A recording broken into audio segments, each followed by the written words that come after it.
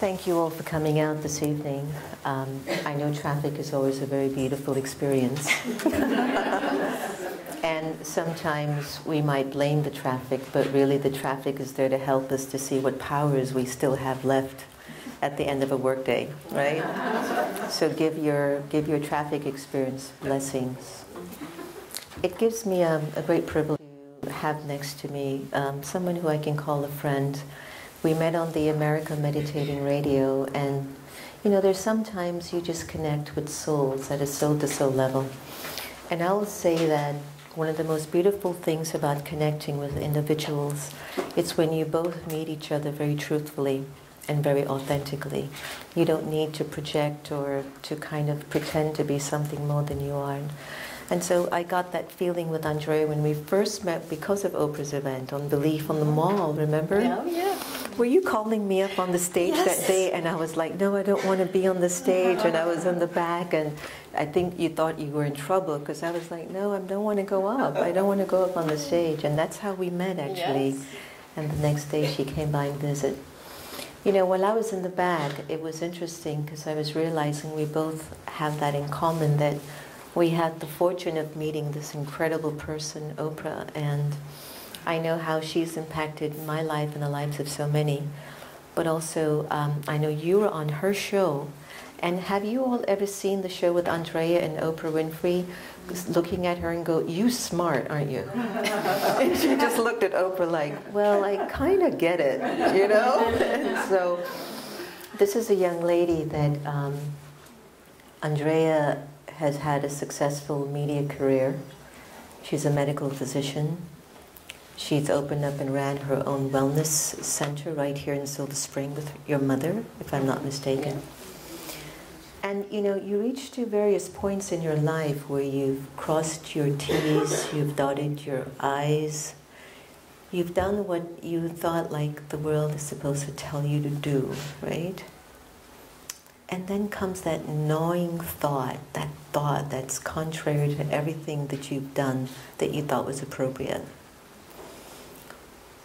As much as everything looked perfect on the outside, you know how we all have done everything right? Mm-hmm. And then there's still something inside that feels not right. Mm-hmm.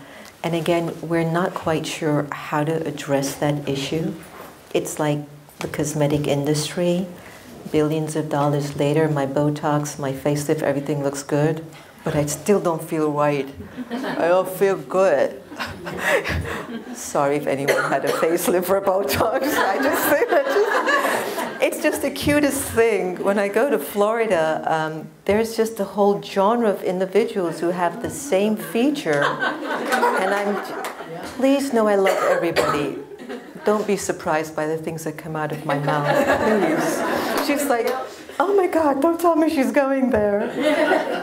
And the point that I'm making is you can decorate the box on the outside as much as you want, but really the part that needs decoration is the inside. And I think that's what this evening's conversation is about. So Andrea authentically and very honestly came out and said, I've done everything I'm supposed to do, but I can't say I'm completely happy. Could you perhaps share with us maybe what that stage was for you, but also what were the steps that you began taking that kind of moved you from that perfect life into what you might call the one moving towards its perfection now? First of all, thank you. Thank you. Thank you. For those of you that know Sister Dr. Jenna, she is a precious soul, and Sister Gita as well. So I just thank you for welcoming me and my family into this beautiful space, and also my new friends, my authors for this book. I think the common thread that many of us are realizing is, yeah, we've done things by the book, and it hasn't always given us the promise. And for me, I believed. I believed that if I followed all the rules, if I went and got that degree and got that job, I would feel that sense of accomplishment. I would feel good enough. Because for many years in my life, I didn't feel good enough. Yeah. And I know you already know this. I've talked about my family, and there's all love. Please know, my mom and daddy love me. But I did grow up with a mother who experienced life in, post-Victorian England. And what we heard at home was, I don't know, I got witnesses here, children are to be seen, not heard. And my father, who grew up in Tennessee and then here in the district, he always heard that you got to get an education, get yourself a job with a pension. So I was shaped by these two beautiful individuals, but I never felt like I could speak up and speak my truth. Yeah. And then when I did, I was told, well, you need to just follow these rules. You need to go get this job. And most of my life, I really wanted to perform. I loved the arts. I loved music. And what's crazy is my father was also an incredible guitar and banjo player. And yet, when I was starting to excel in the arts, he was like, no, you can't rely on that. Because musicians are a dime a dozen. You've got to go and get this education. And so I did. I went to medical school like my mother and crammed myself into that very intense pressure cooker. Yeah.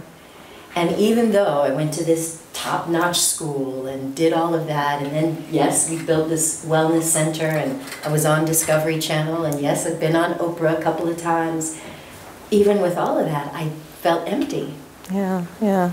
And it was living with that since my childhood, and then finally thinking, I'm here, right? I've arrived. This is when I'm supposed to feel good.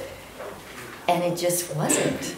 Yeah. And I knew that I was trying to live someone else's dream, and it was dark. It was a very dark depression for me. Right. Because I felt like what was inside of me wasn't being accepted. I couldn't express it. Right. And if you can imagine getting to the point where you have all of this stuff that we in America say is worth something, and you feel empty, then I started to feel trapped. Because then I had this big wellness center down the street, and people relying on me, depending on me. And there just came a moment when I couldn't do it anymore. And isn't it interesting how when we're young in our 20s, and since we're only in our 30s now, but for those of us in the audience, remember those days when you were in your teens or in your 20s, and there was no way you even think you'd be making 50 or 60 and what that meant. But it was like, everything was like, okay, everything is in order, I'm going for it, I'm pushing. This is the time I make my mark in life, everything is supposed to get done. And I'm observing individuals, even starting as young as Sienna, and so many other younger voices, they're paying attention to their inner world. And it was interesting that in my generation, even though I know prayers there, religion was there, and all of that was there, I can't recall having a lot of access to an interior conversation or an interior support. So I find that the times to be very profound, because that inner voice, that part of you that you can't silence, but no matter how much you've pushed to try to say you're going to build your wellness, you're going to build this, you're going to build that, perhaps if we really look back, they actually were building us, because they sort of had us think in a different way that really, is this what I was really here to do, or is there more? So did you find that as you moved through all of that journey, that it wasn't about that, like you said, there was an internal process that you needed to go to? You've created a self-love process. What's it called? Real self-love. Right, the real self-love movement, and in this book, in I Love You Me, it's a 5-step cornerstone process. Right. Could you tell us about that? Yeah, of course, hindsight is 20/20, right? Like, I'm here today, people always say, I can't believe you were depressed. You don't look like you've ever been depressed a day in your life. But looking back after the moment where I did truly surrender to God and I gave it all up, I said, I don't know what I'm doing with my life. Yeah. I don't know what I'm doing with my business. Just take it. And I felt like there was this emptying out and a filling up. But the filling wasn't me going out searching for things. And in the Cornerstone process, what I learned looking back over how did I get through that spiritual awakening and reclaiming my life as my own, not living for anyone else. The first step was awareness, and it was really understanding, and I know we've all been through our little psychology, right? We know that our parents influence us. But beyond the programming, I had to rediscover who I was on the inside as a spirit, as a soul. Because even in my childhood, I remember being really depressed and having really dark thoughts. And before I'd ever heard of reincarnation or anything, there was this voice that said, you're not going to do anything about this. You're going to stick it out. And I remember being, I think, probably 12 or 13, and this voice said, you're going to make it through. So just hold on. And so I had that sort of awareness in the back of my mind since then, but spending time to really go within and asking, where is it? Who am I? It's like you do it in every meditation. If I strip away all of the accolades, all of the degrees, all of that stuff, who am I? Right. And so that first step of the Cornerstone process is really looking within and doing that inquiry, whether it's through the questions and questionnaires or just reflection and meditation. And then we get to the second step, which is acceptance. And that's where we recognize that even if we had a really terrible childhood or some drama or trauma, all of us as humans are doing the best that we can. Yeah. Including our parents. We're doing the best that I can. At the level of awareness that we have. And once you can accept that and you realize, okay, this is my life. This is the gift that I was given by the divine or wherever you think you got it. And that sense of acceptance means I can forgive the past. Forgive myself, forgive my family, forgive society. Because what I noticed in my own life was holding on to those grudges and that anger and even the self-hatred, it made my life not worth living. And so the only option was to get rid of it. And so working through forgiveness in this acceptance phase is what eventually leads to the third, which is accountability, where you say, okay, I'm in the driver's seat now. And it's always in alignment, I say, with your higher self, whatever you want to describe that as, your soul, your spirit, whatever. But it's that part of us that does transcend the resume, the ego. And being accountable to your higher self means you start to look at life as part of your spiritual journey. And whether you believe it or not, maybe you did pick your parents so that you could learn certain lessons. I know that's a hard thing to think, but I like Sister Gita. And so from accountability, we move into inspired action, which is the fourth step, which is where I invite people to really say, don't take any more busy action based on these externals, but instead go within or ask the divine or whatever that is for you and make a commitment that you will only act when you're inspired. And that was the hardest for me, you know me. A little doer, trying to check boxes, but really waiting to say, what does my soul really need to do in this moment? Was what started to really set me free to create my life in alignment with my highest self. And then the fifth stage is appreciation. And it's, you'll hear a little bit more as we share, what I've recognized, especially doing this wellness center, was I was starting to encounter people who'd had much more drama than me. And you realize, I just need to be thankful for whatever I can. It doesn't, diminish the fact that, yes, maybe you are suffering, but starting to live with appreciation and gratitude started to open my heart and started to allow me to connect with people and then give, not out of obligation, not because I felt like I had to do it, but because I recognized that we share this humanity. And in doing that, we heal. Can we touch the process before appreciation? How many of you have been there where you felt like something had to shift, something had to change, and you were waiting for what you might call the divine grace or a signal or something to move you, and you're not quite sure if it's you who are just wanting this, either from a place of lack or just frustration that nothing's happening yet, or if it's really your divine calling that your next move will be there, be that. And so you remember that stage where how much longer do I have to wait till I really get the signal, or is this really a me just giving up and not really finding the right means or the right method? Did you ever recall going through that stage, and what was it that you kind of, what happened where you took that step to say, no, I can't wait anymore for divine providence. I think divine providence came 10 times ago and I missed it. Well, there are two things. One of them is, I don't like to feel bad. And one of the feelings that I really, really don't like is regret. So when I started to really get present and looking over my life, and I could see those things, like, oh, wow, look at all these signs. And then I get that twinge of like, why didn't I act then? Why wasn't I fearless then? Why didn't I move then? So that regret was one piece of it. The other piece, which is a little more esoteric, is I get visions. Yeah. I see visions. And my clients will tell you, they sit down with me and I start to see potential. But for me, I had a vision. I had a vision of me living a very different life.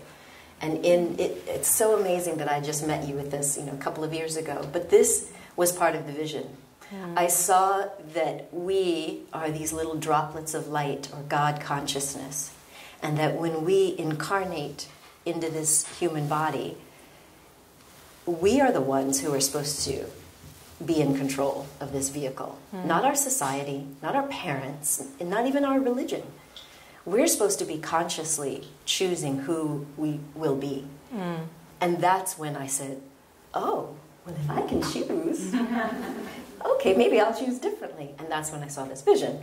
But for me, when I got that vision and I saw that I could live with joy and live in alignment with something that nobody else could dictate, that's what set me free.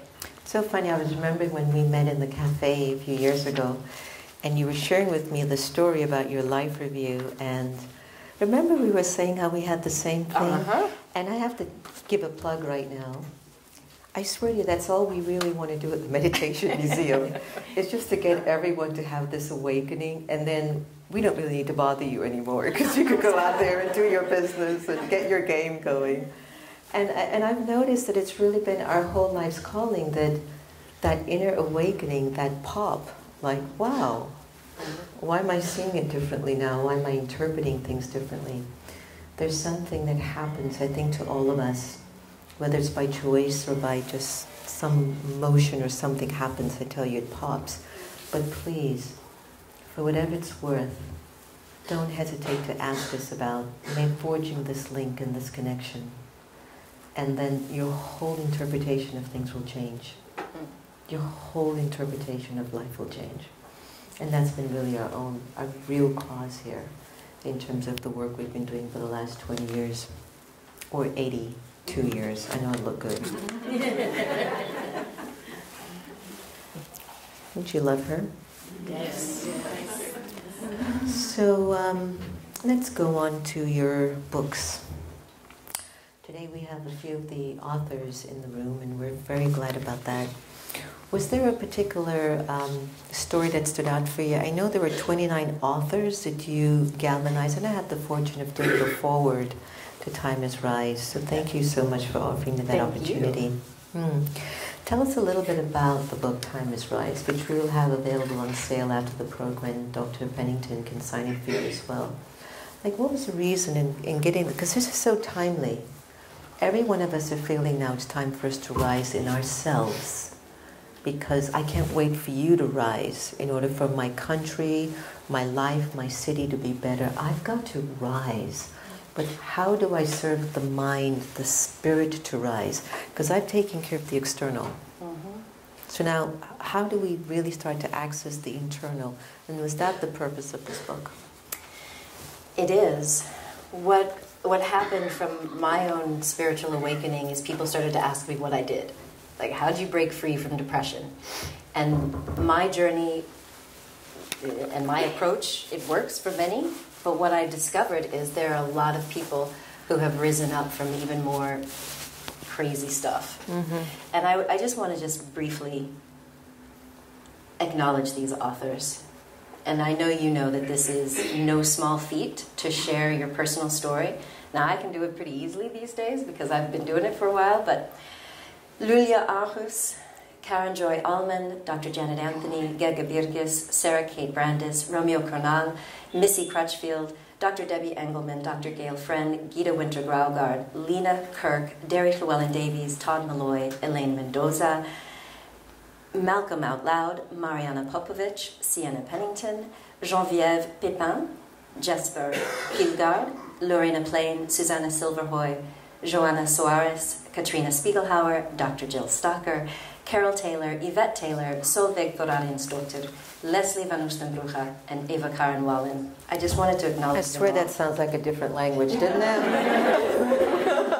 So 29 authors from 11 different countries, and they answered the call when I went on Facebook and said, look, there does come this moment where you look over your life and you realize I can either wither, I can hide under the duvet and cry, or I can rise up. Mm-hmm. And then I started to get these responses from people who have endured things that I probably couldn't, you know, and I think I'm strong. And I'm like, Karen, I've told you this a number of times, I am in awe of you.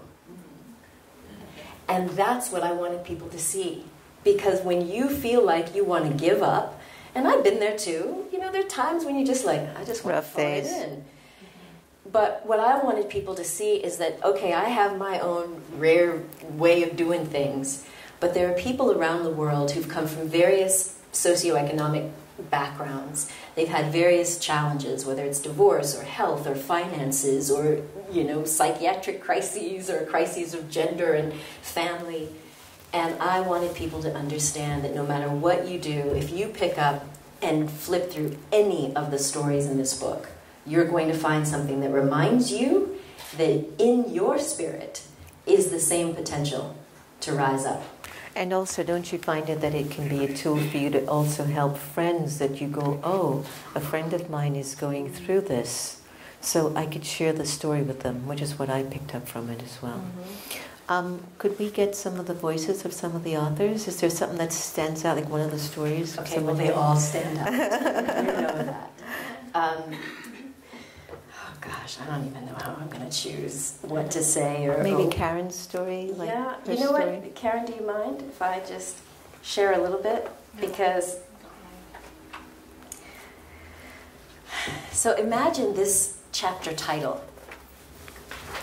Hooray for the Grim Reaper. Melanoma, hallelujah. Hooray for the Grim Reaper, I thought as I sat across from a doctor who was struggling to find the right words to ease the blow of her diagnosis. My experience as an oncology nurse told me that an appropriate response to a cancer diagnosis should be initial shock, tears, anger, denial, bargaining, and a plethora of emotions that eventually lead to acceptance of the fight ahead. But I was unable to muster a single tear or a single fear in that moment. Right? Right. So, please come up and share. Give her a big hand, everyone.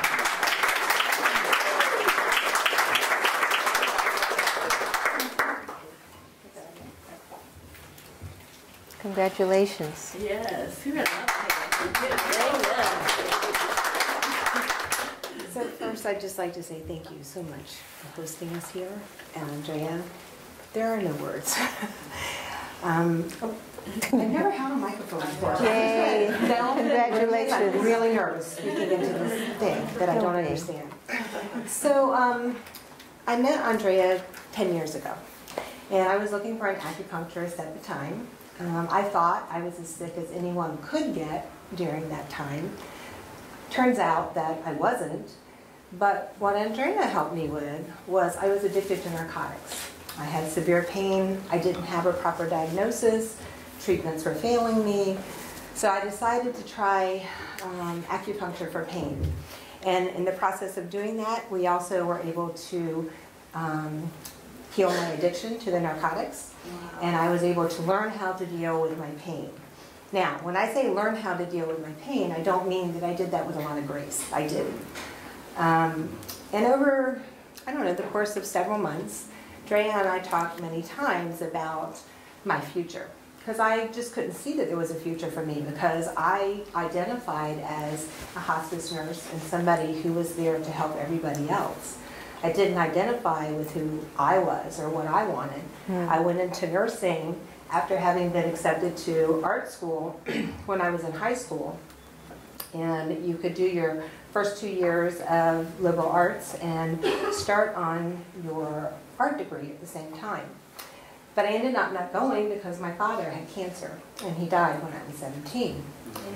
So I felt like I was a pretty strong person. I felt like I was able to take anything that was thrown at me and deal with it.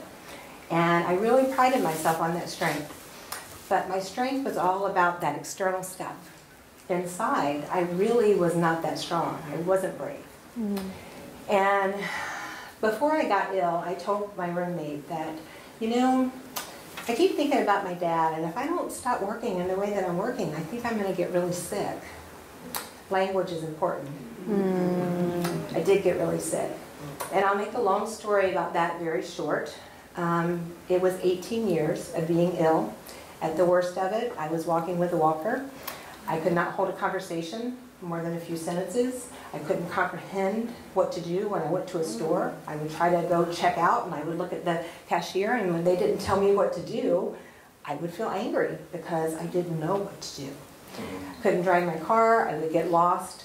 So during this whole process, after working with Andrea, I also developed chemical sensitivities, and my house just was a mess, and I was allergic to my house and everywhere I went and everything I touched. And Andrea came to my home one day, and she said, you know, this isn't going to be like this. You're going to be able to remodel your home, and you're going to get better. She assured me I could do that. And I believed it, except I didn't believe it for me. I believed it could happen for other people. And it did. It took some time. It took some time for me to believe. And the melanoma diagnosis is what inspired me to start believing that. Because I laid in my bed for many, many years, and I wished, because I'm not the type of person to commit suicide, but if I had cancer, then guess what? I don't have to explain that to anybody. Well, I'm still here. I'm here.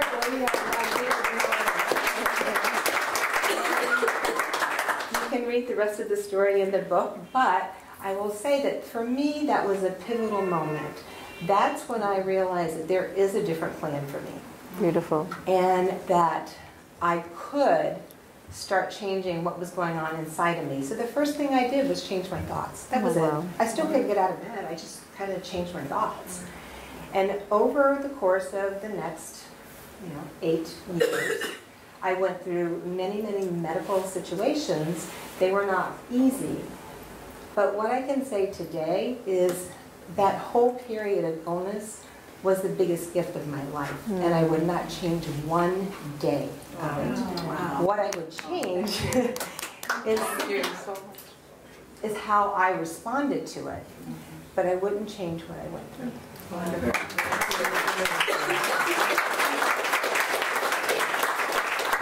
You must have done something, Andrea, to keep reading these incredible stories as you were going through those pages and editing them, or just looking at the manuscript.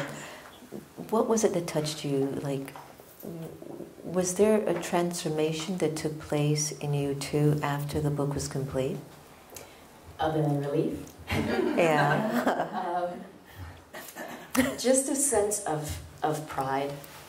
Because, what Karen shared and what so many of the other authors shared is that having someone start to believe in you again, when you've been kind of holding on to hope in your darkest hour, but you felt all alone.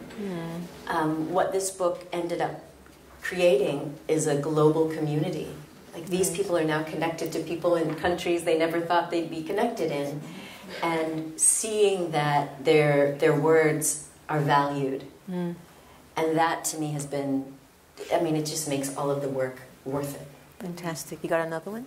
Of course I do. So, as I reflected back on my own childhood and teen years, I realized that I had faced similar challenges to what my son was going through. I, too, was different. I, too, didn't feel like I fit in. I, too, acted out in my own form of resistance. In elementary school, I was bullied, which was a frightening experience for a young girl. When I left home and moved to New York at the age of 17 to pursue an acting career, I had just $300 in my pocket and nothing more from my parents. I was looking for the bright lights of the big city, but I was more like a deer caught in the headlights. A friend recently commented that it was like the light at the end of the tunnel, which turned out to be a freight train. Missy.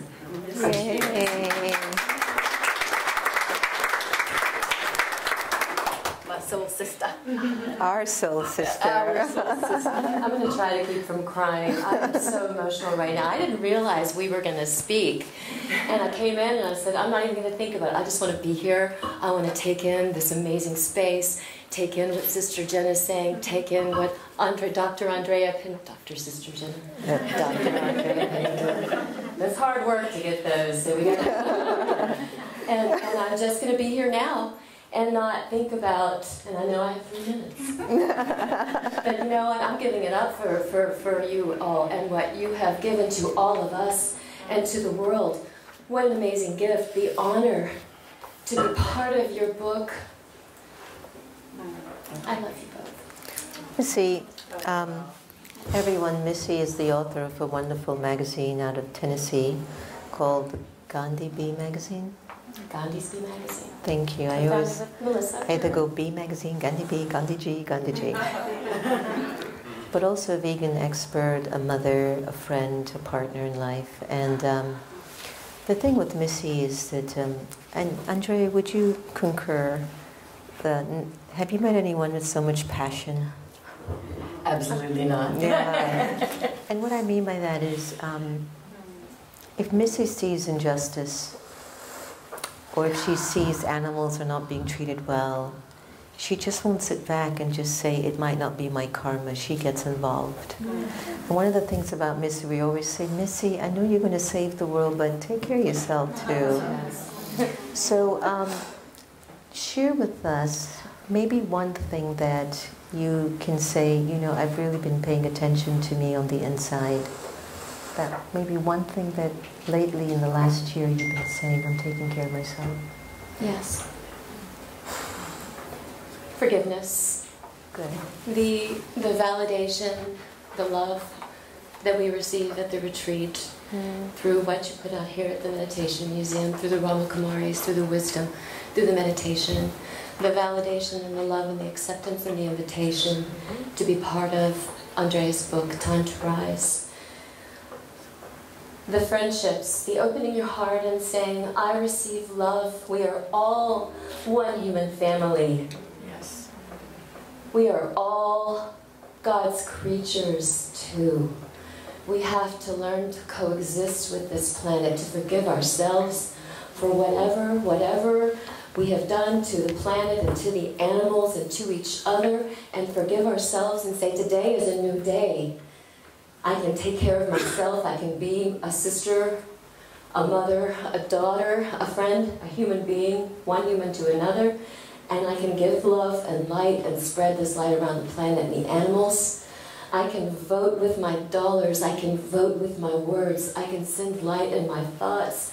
I can choose to adopt a rescue, to be vegetarian, to vegan, meat-free Mondays, to think about, to take the chance and the risk to actually think about sentient beings that, yes, humans, but non-human animals that live on this planet as well that suffer. Yeah. A vegan revolution is happening, and it is raising the vibration of this planet in each of us. It is ridding our bodies of cancer and diabetes and heart disease. The evidence is in. It is raising, let me say it again, our vibration. This is sending light back onto the planet. The Didn't I tell you? Air. Get her started. Did you see what I mean? And we're talking about in our Gandhi's New magazine. We work with Mahatma Gandhi's grandson, Arun Gandhi. And I said, Arun, I hope we have your blessing that we are taking Gandhi's Be the Change we wish to see in the world, because you know it starts with all us, with what I eat, with what I say, with what I do, with what I drive, with my actions, right? And if we all do that, things can change overnight. So I realize that, but please give us your blessing. We want to change it from, or take it, from Be the Change to The Change. Oh, I love that. Go vegan. www.be, let it be the change magazine.org. I just knew it. Get it up. Can you imagine? We would have missed that. He comes out right at the same time. Wonderful. Thank you. Be the change. Good. Are you enjoying yourself tonight? I am. Be the change. It's just a big love fest. What are you going to do? What are you going to do? All right, next up. When I was a little girl, I was well-behaved and looked like a little girl should. One day I received on my report card, straight A's, but also a comment, talks too much in class. I now wonder if that was when I started to shut down, or was it when I was 5 years old and my mother walked in on me being molested by a neighbor? Afterward, she and I both stood there, frozen, as my dad punched a hole in the wall. But sadly, nothing further was discussed about it. So I know that it is challenging to speak one's truth, especially when it involves family. Been there, done that. And yet, my dear friend, Dr. Juicy Jill Stalker, join us, please.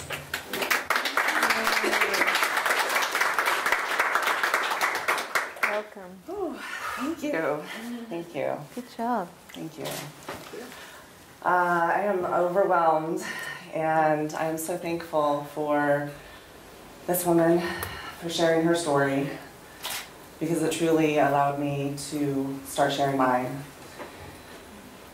I'm a little bit nervous. It's okay. You know, who would I be without my story? I know I'm not the first person that said that, but who would any of us be without our stories? And while I may not sound, say something as profound as what Oprah just said, we all have a story, and it's all profound. And similar to Dr. Andrea, I went through medical school and kind of checked off the boxes of life. Medical school, doctor, marriage, kids, and I love my kids. They are amazing, and they have become my biggest teachers ever. But I didn't find me until this past year, after I watched Andrea speak so vulnerably. And honestly, I had never seen this, people speaking this vulnerably before up until a couple years ago. And when I first saw it, I was literally dumbfounded and shaking, and I didn't think I'd be able to speak. And now it's just like, I never thought that I'd be on a stage like this. I also, before this year, was not able to cry. I didn't realize I was so shut down, and that I had taught my daughter to do that. And now I'm able to experience all sorts of emotions, uncomfortable ones too. And I realized in sharing that, in sharing my story with other people, it allows them to open up and follow their path.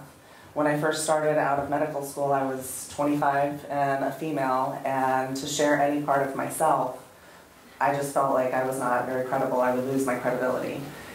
And I recognized a couple years ago when I started sharing my experiences that people's eyes would light up and they would have that, oh, me too, she gets it. And so when I realized that, I saw that sparkle. That's what I go after. I go after people's sparkle. They may have, been living a life of checking off the boxes. And when they come in to see me, I say, tell me your story. And not, what's your medical history and everything. And I look for when they get that little sparkle in their eye, because they could be following, one path, but they have this little thing that they really want to do. That's what I'm going to get them to do. Mm-hmm. And I would have never been up here had it not been for you, and I'm so grateful to be here. Thank you. Thank you.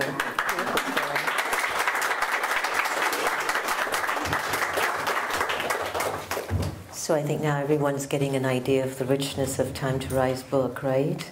Yeah.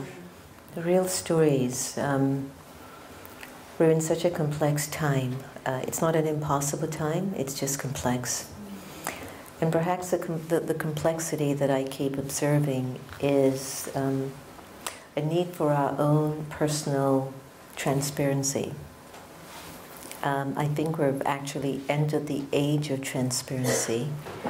And so we have to see in front of us stories, narratives, situations, circumstances that feel quite brutal to the spirit and makes us question, haven't I also been in a state where I might not have been my strongest? Am I free of, I'm using this word spiritually, am I free of sin? And I don't mean sin from a religious context. I mean, for me, definition of sin are actions that I perform without love for God. So am I free from that? Right? And so I think when we're able to speak very openly about our stories, we become more detached from it then. It's something weird. It's my word of the year. Weird. It's so weird. Yeah. But you notice when you release it from inside, sometimes you're holding the shame or the guilt that you've made it such a big story in your head that when you actually start to speak about it and you start to realize so many people also are sharing the similar stories.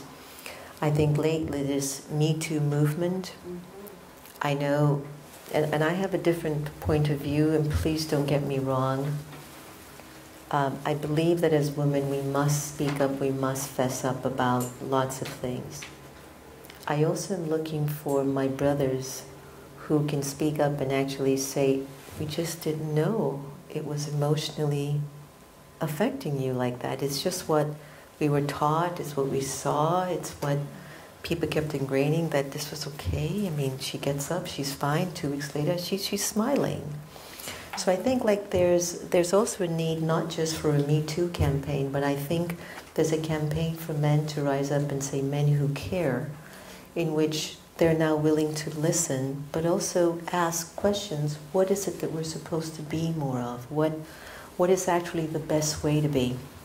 There was an interview that Steve Harvey was doing with Barack Obama, and he was talking about how concerned he is about his young daughter, and Sienna's reaching teenagehood, but how concerned he is about his daughter dating. And Steve Harvey was saying, I want to strangle each and every one of them that comes to the door. And Barack was sharing with them, well, you know what? I trust Sasha and Malaya. They've watched the way that I've treated their mother, and they've seen that I've only given her respect, and this is a partnership, and that I'm just trusting that they will get a guy who respects them as much as I've respected their mother. So that's my hope. And so I think this is the conversation that we need to galvanize men who care, who want to model these qualities. And let me say something here too. I was very kind of taken back by Russell Simmons and some of the other people that I know. And I said, when you're in your 20s and your 30s, you do stupid things. But then after a while you do kind of taper off. And you don't even remember what you've done, however, and I'm not excusing anyone. However, I just wish to see a group of men galvanize and say, we care. I didn't know better Just teach me, show me. And I feel that that's what, for me, the women empowerment and the Me Too movement should be about. Is for a comprehensive and an overall conversation between all people. For women to carry themselves with grace. And I understand that as women, sometimes economically we make decisions because we do need our mortgages or bills paid, and especially in developing countries, it's even more scary to hear the stories of what women go through to make ends meet. So in what way can we begin to have a healthy conversation where both parties are taking responsibility for some level of, I don't want to use the word ignorance, but a lack of knowing or understanding the repercussions of our choices, whether they're subtle or physical. And so I speak that to you because Hollywood's under the gun, politicians are under the gun, religions are under the gun. Everyone's coming up telling stories a woman was violated. You have a young daughter, she's beautiful, she's intelligent. The world seems like it's getting scarier, but it's also, there's an awakening. What advice would you offer our listeners, our viewers, our guests in the museum as to how a woman should carry herself in this time, but also the message for young women today, like what should she understand or prepare for in the times that we're in and what's approaching? Well, I love the backdrop that you gave with former President Obama, because I think we are being called to invite our daughters and sisters to set up their own boundaries, to know their own standards for themselves, and to be willing to say no and to push back if someone crosses that line. And I love what you said about men getting together, because I was asked recently by my friend Runa Magnus the same question, and I said, the men that I have heard who are speaking with respect, the way they've been able to talk to their buddies who say, man, you know what, this is just how we do. And they said, just imagine if that was your daughter, or your auntie, or your mom, or your grandmother. How would you want her to be treated? That's how you must treat every girl, every woman, whether they're close to you or not. And so I would just invite the young women to just recognize that you deserve to be happy, healthy, and safe. And it's up to you to define your boundaries. I was kind of shocked when my previous book, which we won't go into. No, delete. But one of the things that happened in speaking to women around the world is that so many women told me they didn't know how to express their boundaries. Yeah. How to simply say, no, this is not okay. Right. They tolerated so much, and it's not even just the abuse, but just so much negative treatment that they didn't even know. And so those are the kind of conversations that I want young women to have now, is to recognize what's okay and what's not. Define it for yourself so that you're able to verbalize it if someone were to cross that limit, or you simply state it to someone that you're thinking of dating or going out with. Yeah. Did you hear that, Sienna? You've got so many mothers looking out for you, girl. You're in trouble. And let's not forget Uncle Gil sitting right next to her. Yeah. That's a whole other story of protection. So what's in store for you in 2018? You've been called to serve. You're raising a daughter. Your business is growing. You're traveling, you're speaking, you're opened to a lot of newness. When you sit in silence, what does your silence show you as a vision for your 2018 or beyond? Well, the vision lately has been that I'm on a magic carpet. And one of the things that happened when I met you 2 years ago is I was telling you about my fabulous life on the French Riviera. And Sister Jenna said to me, we need you to come out of your meditation cave. You need to be out in the world. And that was really a pivotal moment Because when she looks at you in your heart and soul, it says, okay, you know. But one of the other things that you recently said to me was, wow, your life is all about letting go and detachment. And when I said that vision that I got in 2005, where soon thereafter I felt like everything was dumped out of my life. But when it got refilled, well, little Sienna came, and my entire existence shifted. And I feel that that's what's also just happened at the end of 2017. And this being willing to surrender and say, yes, okay, I'm being used in a new way of service, everything has changed. My business has changed. And so I feel very much called to share this message now, this self-love movement, the real self-love is what I'm calling it. And sharing this message that we can learn to love ourselves no matter what we've been through. Right. And that can inform how you live in the world. That's what I'm up to in 2018. It's sharing this real self-love movement and bringing together experts and regular folks like me to inspire 1 million people around the world through master classes, through live events, through the books, through videos, and of course publishing. That seems to be my fun stuff. Give her a big hand, everyone.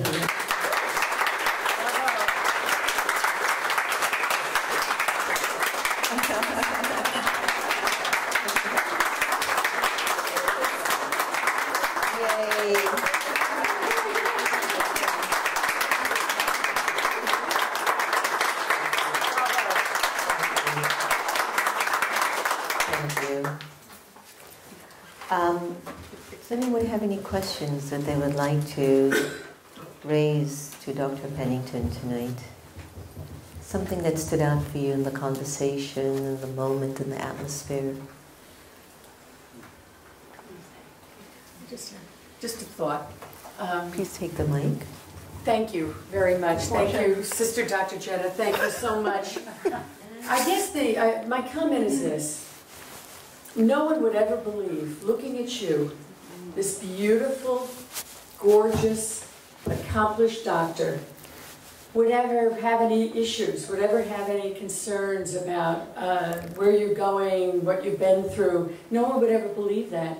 And I think this message is even so much more important that in the Me Too movement, but also what Sister Jenna teaches, you know, the inclusion revolution. And but I think it's so poignant now that you're telling this story and coming out with this book. It's time to rise, because everybody can relate to this. Yeah. And they see this gorgeous woman, this beautiful, accomplished doctor that says, well, if she has problems and she survived, anybody can. And I think it builds confidence and self-esteem and all those virtues that Sister Jenna, Dr. Jenna teaches. And I thank you for that. That's what I did, just a comment, that I think it's even more important, you know, because you hear these stories from people that don't have jobs and have gone through all kinds of issues. And so I think it's such an important message that you're sending. I thank you again. Thank you so much. Thank you, Portia. Thank you all your speakers. Any other questions in the audience? Come on, one or two questions. A live question. It's free. While you're thinking about it, there's one thing I'll say about this. It's interesting that when I was sitting in my meditation cave in France, I started to have these impulses, this desire to get back on TV and do stuff again. And I thought, no, that's ego. I'm just here, I'm being a mom, I'm doing my Qigong, I'm okay. But I kept getting these impulses, and I went within to ask. And it was like, no, it is your time. And this was a few years ago, and I said, okay, but if I'm coming out now, I'm going to come out as the real me, not what I created when I was at Discovery Channel, this, you know, persona. And that's when I decided to do this TED Talk, because I figured, now that's being bold. I'm going to set the stage, tell my truth. And you know what's interesting is that I did the TED Talk in 2014. And I did it for me because I just wanted the slate to be clear that this is who I am. And it went silent. Nobody clicked on it. Nobody watched it. Until This was too truthful. another moment of surrender was February of 2017, when again I had this vision that I almost wanted to say no to, but I didn't. And the moment that I said yes to this vision that I'm sharing now about turning on light workers and helping them with their message through publishing and branding and media, all of a sudden the TED Talk turned on. Something happened on YouTube. And all of a sudden I was getting emails from people, and I'm like, how did you find my TED Talk? My TED Talk of obscurity, which had 9,000 views back in February. But I was getting emails from people from multiple countries, male and female, people saying, oh, I was a doctor too, and I don't want to be a doctor like you. Suddenly it was 100,000 views, then 200,000 views. Wow. And it got to 570,000 views for the last time I checked. So it's as if people Something are saying, opened up in you. exactly.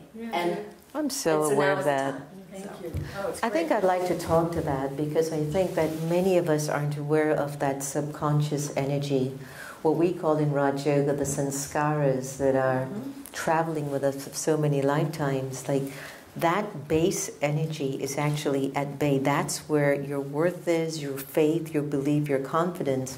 But on the surface, we're like, oh yeah, I'm going to do this, I'm going to get this. But if you really check yourself, something inside is still holding you back. That's what I know yoga, the connection between the soul and God. God has access only to that private place. Like, no matter how much you fall in love or tell somebody your heart or whatever, it's until you allow that energy of divinity to access your deepest, quietest place that nobody has ever been able to touch, that you start to feel like something is getting released, like I'm coming into my power, this is me. And that's why I really want to share the importance of our time to rise for me is so deeply connected right now to our connection and love with God right now. Because I don't know how our interior world is going to be nurtured and taken care of at a deeper level if I'm not having this connection to God. I just don't know, because everything else is so external. But the question is, see, everything is so external that internally I know that there has to be this connection between the soul and divine energy. I'm going to fix that in me. See, he's coming for us right now. Cynthia? Well, I have a statement. I've known Andrea. She's Andrea to me. Okay. She's my little girl. I've known her for 12 years. And I just want her to share with you her relationship with her daughter, Sienna, in terms of the spiritual connection. I guess it's like a triangle between us. And when I met her, I said to her, we were both crying in her office, and I said to her, we have a purpose together in life. Do you remember that? Mm-hmm. And I told her that she was with child. I don't even think she knew it yet. And I said to her, I'm going to be babysitting that child. And that was 11 years ago. Wow. But she and Sienna have, and this woman has a strong spiritual connection to the world that my husband Gil and I have been telling her since we met her. But she has a connection with Sienna that's so unusual and so rare. They actually breathe and function within each other's spirit. And I just want her to tell you the story, even though it's before she gave up all kinds of fun foods and drinks that happened at a Christmas party between she and Sienna. That's what happens when you bring family out. I was like, where is she going with this? Do you remember that? Of course I remember that. Of course, of course. They are so connected, and she's so connected to so many people that it's amazing. But this little story is so cute, but it will really let you know how spiritual she is connected to other souls. Okay. Would you like to go for that? All right. So, I think there are probably some other parents who've felt this or family members, but yes, we were down the street at a dear friend, Edrica Hall, for a Christmas party. And it was one of those moments where there were adults and there were kids, and the kids were off over there, and we were having an adult moment. And yes, this was before I gave up alcohol, so I was having a little drink. An adult beverage. An adult beverage. And we're just sitting there talking. And Cynthia says, look at your child. You know, when you hear something like that, you're like, what's my baby doing? And I'm so sorry, Sienna. She's making me tell this story. There was Sienna. There was like a Persian rug with flowery designs, and she was like picking the flowers out of it. But she was kind of twirling around like she was drunk. Oh. When I drank alcohol, she got drunk. So it only took a couple of times to realize, okay, I'm going to quit all of everything negative. But yes, we do have, I mean, I'm in awe. A lot of people say, oh, you should be so proud of Sienna. So Sienna, please come up. Yes. Please, come on.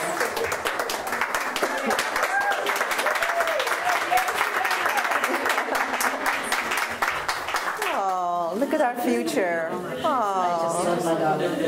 You want to share what you wrote in the book? Oh, come on. No.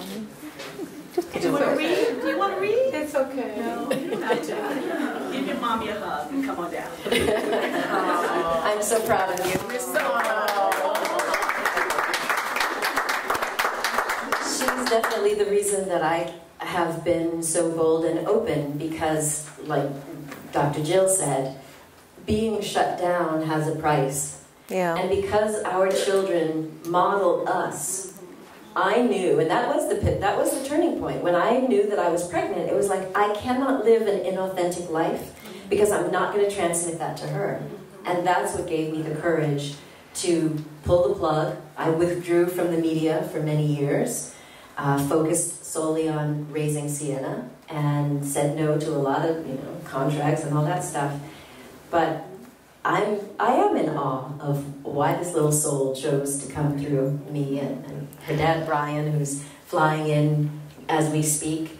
But you've watched her, you've seen with Sister Gita, they have a connection. There's this, I don't even know how to explain it, so I'm just going to nod. There you go.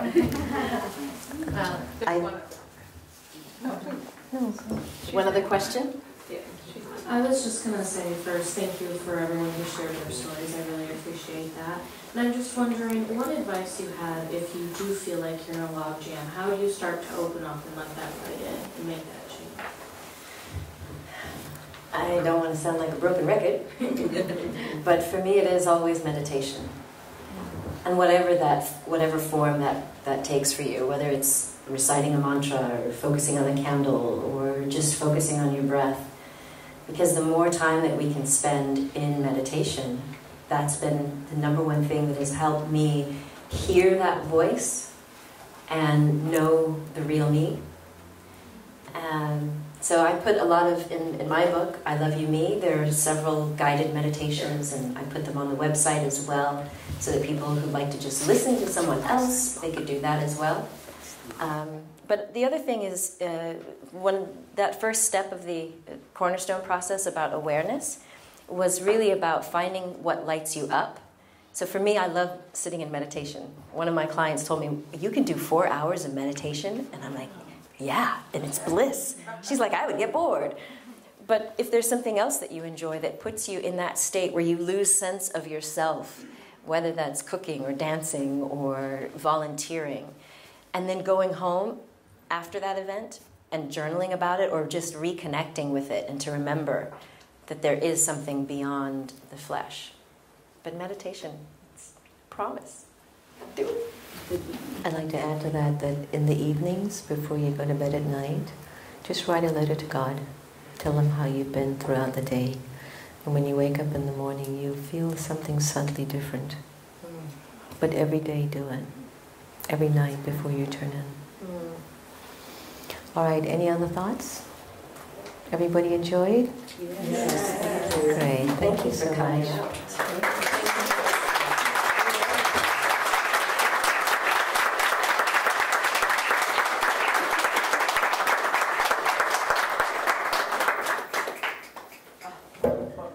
Thank you. Seems inadequate, but that's the only word I can think of to say on behalf, I think, of everyone here.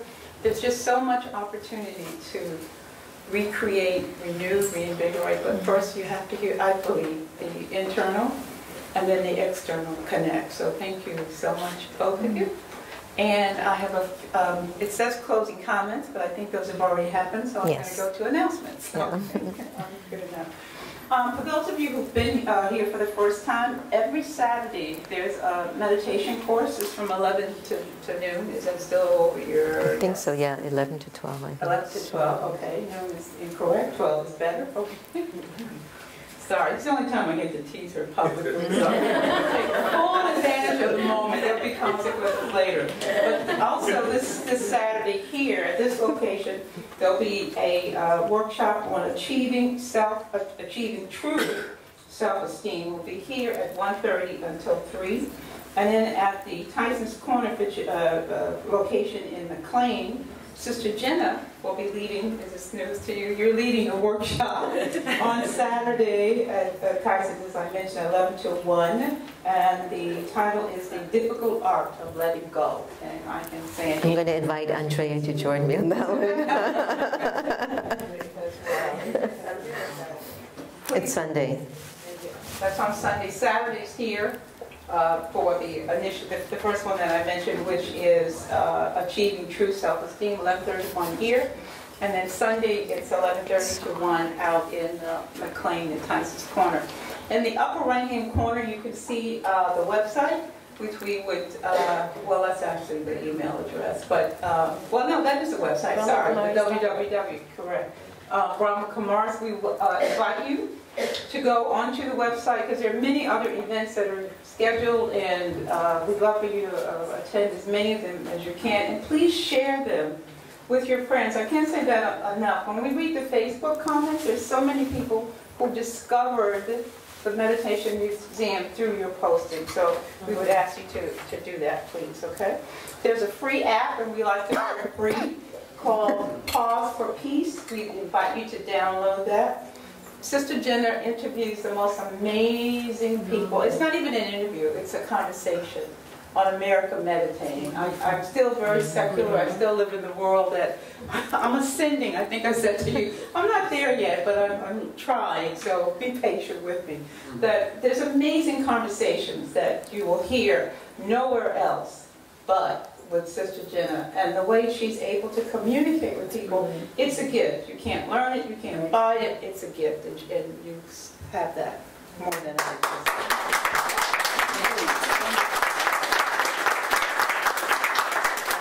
And since we love to get bargains, at least I do, if you've not heard of these before, these are two amazing, you can listen to their CDs. You can listen to them while you're jogging, while you're getting ready to go to sleep. I have one that I put on pretty much each night that just kind of ushers me into the most restful and peaceful sleep. And one is called Off the Grid, and the other is Inclusion Revolution, Together with Love. And there's generally separately at almost $18, but tonight you can have both for $12.99, and they're at the back of the on the desk there, and we invite you to hopefully pick up one or two or share with your friends. And one of the reasons that we're here to celebrate the knowledge and wisdom that you're launching the book today? Yeah. Today, Andrea is launching the book here at the Meditation Museum.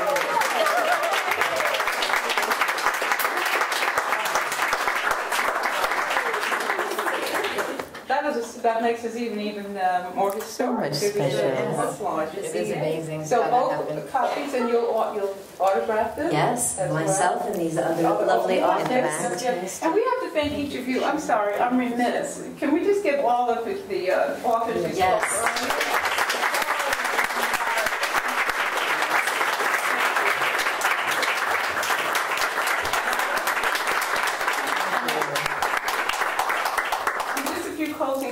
Comments. I mentioned everything that you will participate in here is free to you and no charge. We do ask the generosity of your heart and your spirit. If you would like to donate, we are just very grateful for those of you who do, and we appreciate that. And it's still tax deductible. We're not sure. Unless it changes. Right. But until then, it is. So, okay. So now I'm going to... Let me behave on the stage. And on Facebook Live. Yeah, Hi. right. Exactly. We love everybody. A lot. So at this moment, I'm going to ask and invite each of you to kind of quiet. It's been a great time of lifting our spirits. I'm going to ask everyone right now to just quiet their spirit, and we're just going to go into a few minutes of meditation. Yes. Thank you all. And just, we apologize for the air conditioner, the heat. We weren't sure if it was going to be hot or cold. And that's what's going on with the temperature right now. If we had known it would have been so warm, we would have turned on the air conditioner. Okay, great. That's good. Turn to the person next to you and just smile.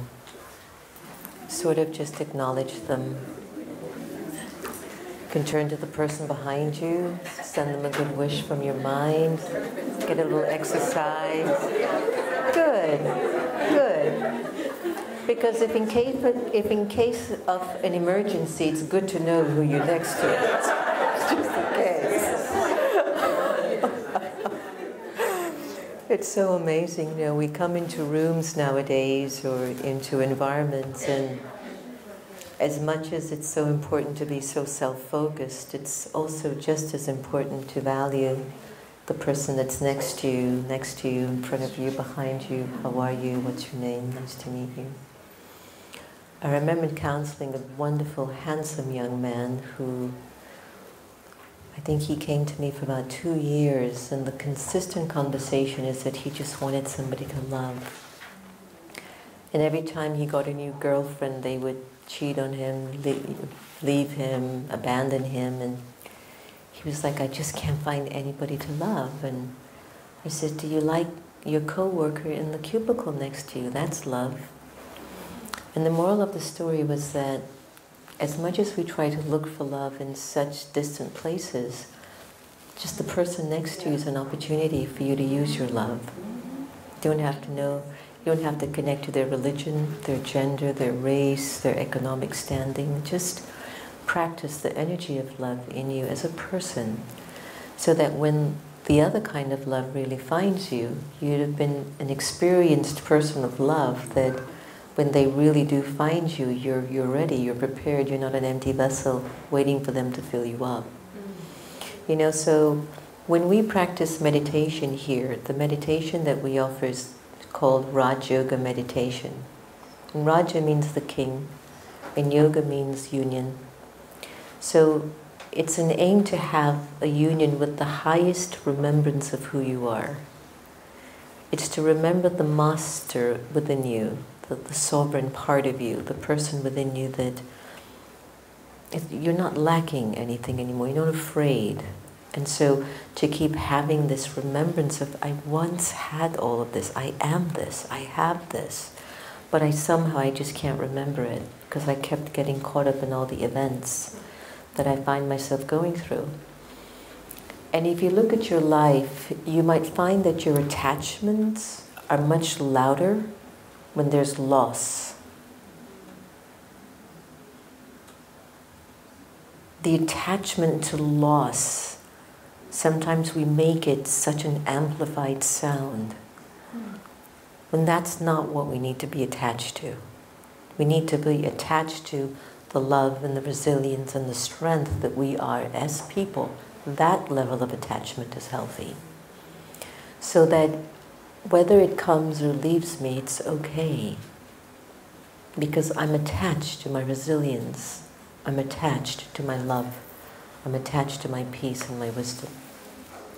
So the meditation that I'd like to have us travel with together and just travel in thoughts is a meditation about being free of attachments. And to see if we can kind of grab a glimpse of the original state of the soul, the original worth of the soul. And perhaps we'll experience God hovering over us tonight. Just that really gentle, peaceful, pure experience of God's love over us. So take a deep breath. Inhale and exhale and relax yourself. Give your mind some time to settle into the stillness of the room.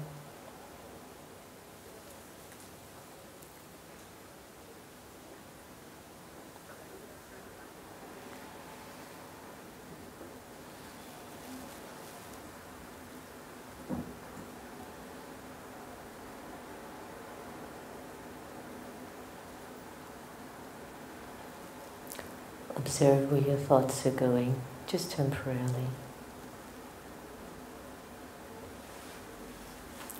Until you're able to focus your thoughts behind your eyes.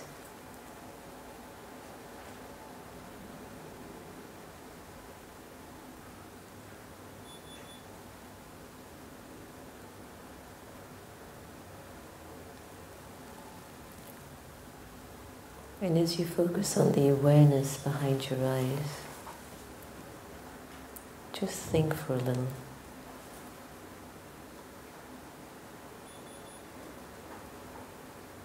What would it feel like if I broke my attachments to the various sounds and how I've heard my name called?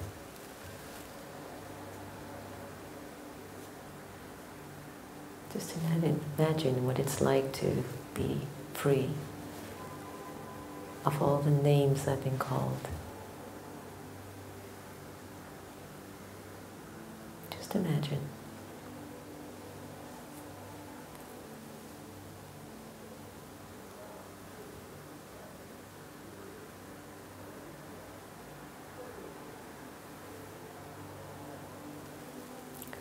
Imagine what it would feel like to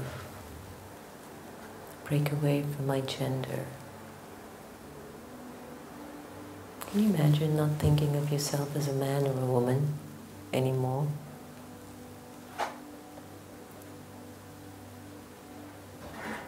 And just check how that makes you feel.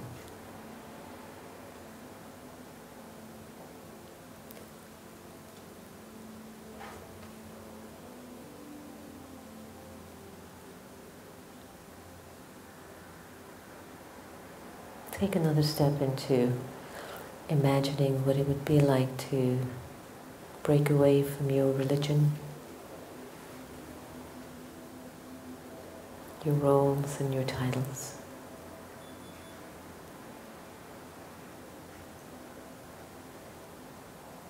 Your language, nationality.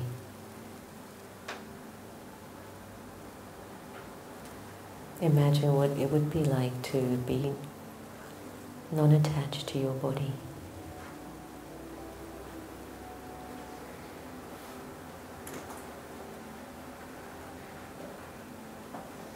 What would it feel like? You're not thinking from the attachment to being a man or a woman anymore. You're not thinking about your name, your religion, your country. But you're alive, you're still existing, but you're not attached to the physical.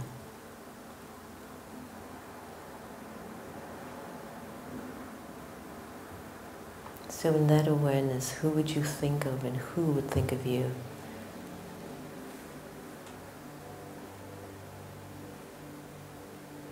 It would be God.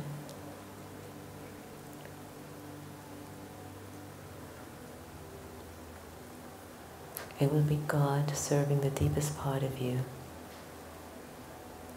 hovering over you, through you, for you.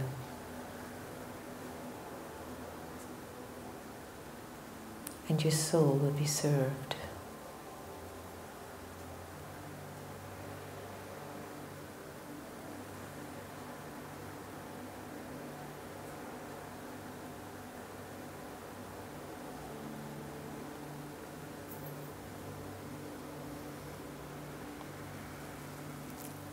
Observe how you feel as you replace your body, your language, nationality, role, title, gender, name.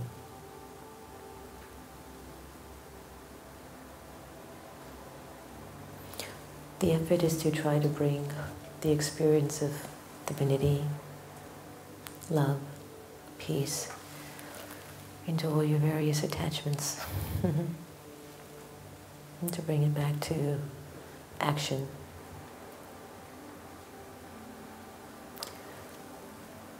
So as you take a deep breath, inhale and exhale, I'd like to recommend that tonight, before you turn in, take a few moments of introspection. Write your letter to God. Tell Him what you're going through, what you're thinking, what you wish. And I guarantee you your morning will be magical. But that's only if you want a magical morning tomorrow. If you don't, then don't do it.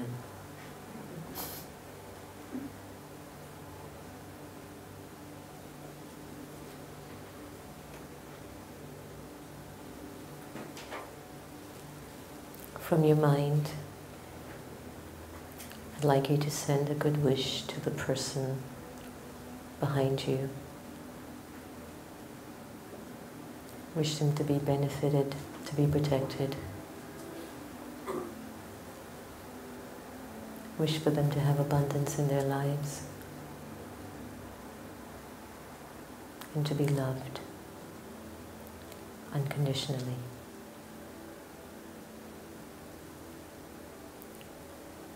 That's also meditation.